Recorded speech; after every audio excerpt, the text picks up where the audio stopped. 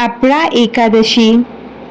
पद्म पुराण के अनुसार जेठ मास के कृष्ण पक्ष को पड़ने वाली अपरा एकादशी के महात्म्य के बारे में स्वयं श्री कृष्ण ने धर्मराज युधिष्ठिर को बताया था और इस व्रत की कथा को कहा। युधिष्ठिर ने श्री कृष्ण से पूछा, हे जनार्दन, जेठ के कृष्ण पक्ष में किस नाम की एकादशी होती है? मैं उसका महात्म्य सुनना चाहता हूँ। कृपया करके आप इसके बारे में बताइए। भगवान श्री कृष्ण बोले, हे राजन, तुमने संपूर्ण लोगों के हित के लिए बहुत उत्तम बात पूछी है। जेठ मास के कृष्ण पक्ष में पड़ने वाली इस एकादशी का नाम अपरा है। यह बहुत पुण्य देने वाली और बड़े बड़े पातकों का नाश करने वाली है। ब्रह्म हत्या करने वाला, गोत्र की हत्या करने वाला, गर्भस्थ बालक को मारने वाला, पर स्त्री रंपट पुरुष भी अपरा एकादशी के सेवन से निश्चय ही पाप रहित हो जाता है।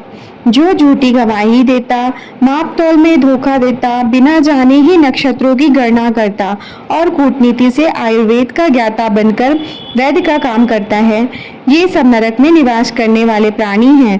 परंतु अपरा एकादशी का व्रत करने से ये भी पाप रहित हो जाते हैं। अगर कोई क्षत्रिय क्षत्रिय धर्म का परित्याग करके युद्ध से भागता है तो वह क्षत्रियोचित धर्म से भ्रष्ट होने के कारण घोर नरक का भागी होता है।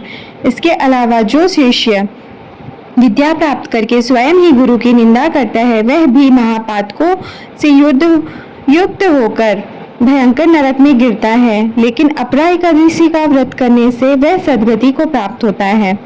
माघ में जब सूर्य मकर राशि पर स्थित हो और उस समय प्रयाग में स्नान करने वाले मनुष्यों को जो पुण्य प्राप्त होता है, काशी में शिवरात्रि का व्रत करने से जो पुण्य प्राप्त होता है, गया में पिंड दान करके पितरों की तृप्ति प्रदान करने से पुण्य मिलता है, बृहस्पति के सिंह राशि पर स्थित होने पर गोदावरी में स्नान करने वाले व्यक्ति को जो फल मिलता है, बद्रिकाश्रम की यात्रा के समय भगवान केदार के दर्शन से तथा बद्री तीर्थ के सेवन से जो पुण्य उपलब्ध होता है, इसके साथ ही सूर्य ग्रहण के समय कुरुक्षेत्र में दक्षिणा सहित यज्ञ करके हाथी घोड़ा और सुवर्ण दान करने से जो फल मिलता है, इतना ही सब मात्र अपरा एकादशी का व्रत रखने और विधि विधान से पूजा करने से फल मिलता है। इस दिन व्रत रखने के साथ भगवान वामन की पूजा करने से मनुष्य सब पापों से मुक्ति मिल जाती है।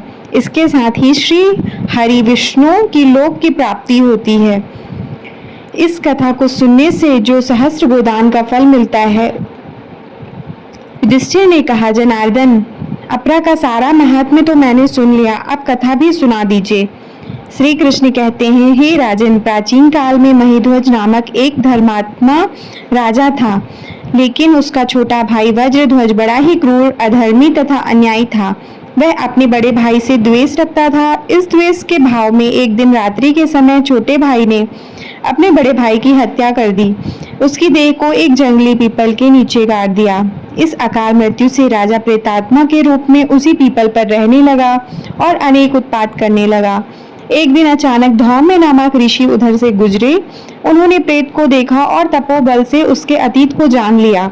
अपने तपोबल से प्रेत उत्पात का कारण समझा। ऋषि ने प्रसन्न होकर उस प्रेत को पीपल के पेड़ से उतारा तथा परलोक विद्या का उपदेश दिया।